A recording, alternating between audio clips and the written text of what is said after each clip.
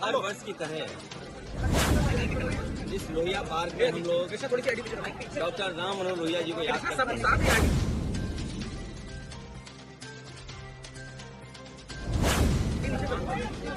और आज के दिन हम सभी समाजवादी लोग इकट्ठे होते हैं यहाँ पर आकर के, और माल्यार्पण के बाद डॉक्टर राम मनोहर लोहिया, लोकनायक जयप्रकाश नारायण जी और नेताजी और बड़ी संख्या में समाजवादी नेताओं ने जो सपना देखा था कि भारत समाजवादी देश बने, समाजवादी व्यवस्था से देश चले, डॉक्टर राम लोहिया जी के संकल्पों पे, उनके आदर्शों पे, उनकी बताई हुई नीतियों पे जिन्होंने ये सपना देखा था कि हर तरह का भेदभाव खत्म हो समाज के अंदर, चाहे जाति को लेकर के भेदभाव हो,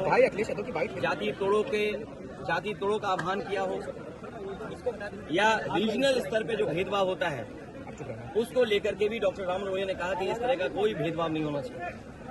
सत्य क्रांति का जो आह्वान किया था वो सही मायने में समाज को दिशा देता है।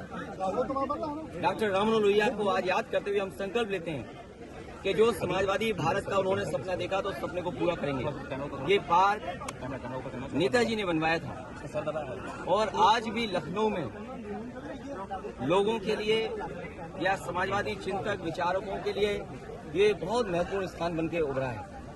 इस स्थान पर सुबह से लेकर के शाम तक इस पार्क में लोग आते हैं और जब डॉक्टर राम मनोहर लोहिया के प्रतिमा के पास आते होंगे जरूर उनसे प्रेरणा लेकर के जाते होंगे।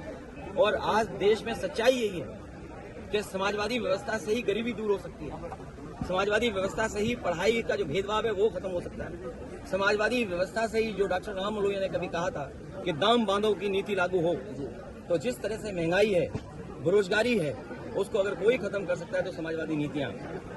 हालांकि जयप्रकाश जी ने संपूर्ण क्रांति का आह्वान किया था, महंगाई या भ्रष्टाचार उस समय की राजनीतिक परिस्थितियों को लेकर के सरकार को इस तरह का व्यवहार नहीं करना चाहिए था जिस तरह का सरकार ने व्यवहार किया था।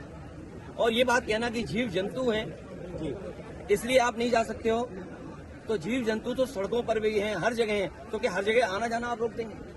क्या जीव जंतु से आप पूरा यातायात रोक दोगे?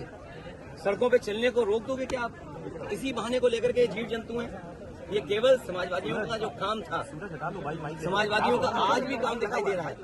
जयप्रकाश नारायण इंटरनेशनल सेंटर के सामने आज भी बीजेपी का विकास फीका है।